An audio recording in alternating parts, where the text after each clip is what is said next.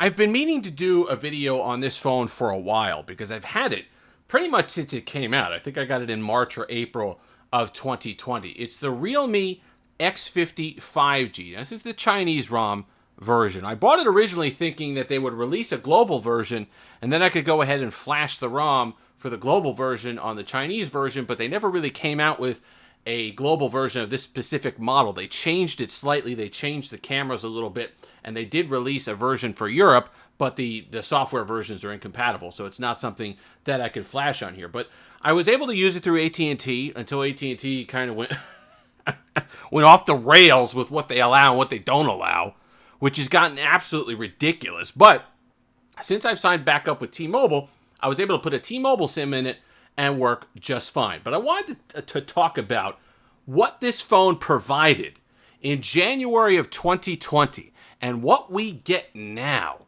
in terms of mid-range devices, and show you just how sad that is in comparison to what Europe and the rest of the world gets.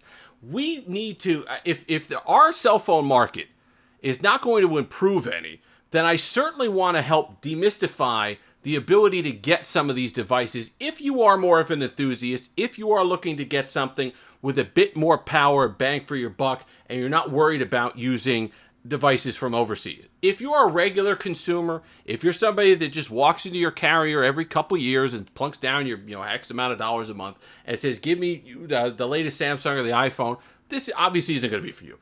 If you like something that's more on the cutting edge of technology for cheaper, or seeing what you could get and spreading your dollar a bit further, and you're on T-Mobile or a Mint Mobile or a Metro PCS or something like this, these might be really cool options for you because you get great deals. Now, keep in mind the time frame here. January 2020, this has a Snapdragon 765. Okay, so you get the 5G in there if it's capable. T-Mobile, I'm not getting 5G because the United States, the band are slightly different, but you're still getting 4G LTE, no problems whatsoever. But it's got the 765G in it. 8 gigs of RAM, when mostly we're applauding budget phones, we're giving them a little pat on the back and a star for giving you 6 gigs, 8 gigs of RAM, an LCD panel, which back then was okay, but 120 hertz refresh rate. And let me tell you, silky smooth, really bright, fantastic colors. This is a really nice LCD. It's one that you're going to want to take a look at. At least you don't mind looking at this panel. It's gorgeous. You get that in there as well. Glass front and back. Decent cameras. It's got a few lenses on there. Obviously, you're not getting the Samsung or the Google Pixel computational photography, but it's running Realme UI 2.0, which is relatively updated. Android 11 just got some security patches. So 2.5 years on, we're still getting support for this device over the air, even though it's a Chinese ROM here in the United States, over the air, no problems. Back in 2020, when this came out, $430. Now, take that in contrast with what you're getting today at $450. Samsung A53 5G. I'll tell you what, based on performance and all the rest of it, still might take this. Build quality, nice device, 2.5 years older. When you think about those Pixel 5a devices, I think I used this as an example last year when the 5a came out, and everybody was giving Google a pat on the back for that at $450. Listen, there's no congratulations to be had there. There is plenty out there in this price range that you could get that's absolutely fantastic, great performers with excellent mid-tier stuff in it that you can unlock if you know what you're doing when it comes to that on sites like GizTop and all those other places. eBay, I'd be a little bit more careful because sometimes you don't know if you're getting a global version or a Chinese version. They'll run Google Play services. They have no issues with that. In fact, a lot of them, if you buy them from GizTop, I think they do that for you. But there's Play Store right there. I was able to download YouTube. YouTube works fine. Facebook works fine. Twitter works fine. WhatsApp works fine. The only thing that I've noticed with dealing with these phones from overseas is ones that didn't have Play services on them natively, ones that they had to install the Google stuff onto, notifications don't work as well.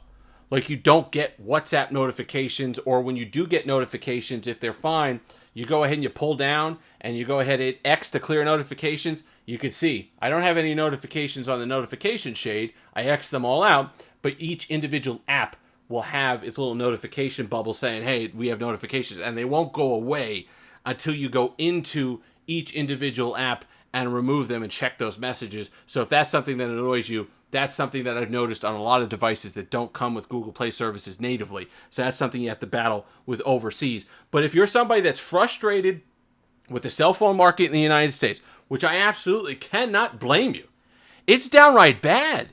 When you think about what you get for $400 and $500, especially, you're looking at something like the Moto G Stylus 5G for 2022, $500. And they're coming in something comparable to this, but this was 2.5 years older. You know, Snapdragon 695 is plenty good, but let me tell you something. That 765 5G is excellent. Excellent. It has no problem pushing that 120 hertz on this beautiful LCD panel. Side-mounted fingerprint sensor. You have kind of the pill construction up front for the selfie cams. You get 2 of them. That's when that was in vogue. Remember, Samsung was doing that on the S10 Plus, so this kind of picks up the design cues of that. But if you're comfy with dealing with something that's a little bit outside of the box, a little bit outside of the regular norm of iOS and just regular One UI or Google Pixel experience or anything like that, then this is certainly something for you. Don't, just because it's not convenient for you, you can't walk into a store. If you're that consumer, don't shy away from it. You can absolutely get away with it and work with it just fine. And let me know down in the comment section below if you've bought phones from overseas, what your experience has been, what other kind of quirks that you can share with people that they'll encounter along the way.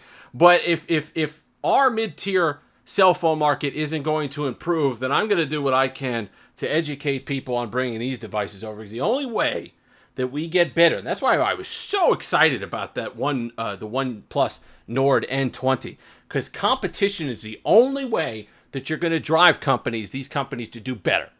Samsung is going to keep releasing that Exynos, you know what, 1280 in devices you're paying $450 for that could barely tie his own shoes, whereas this for $430 back 2 years ago is running a heck of a lot better. And the only way that Samsung or Google or anybody else is going to get in gear when it comes to their mid-tier offerings is if they have to sweat other options.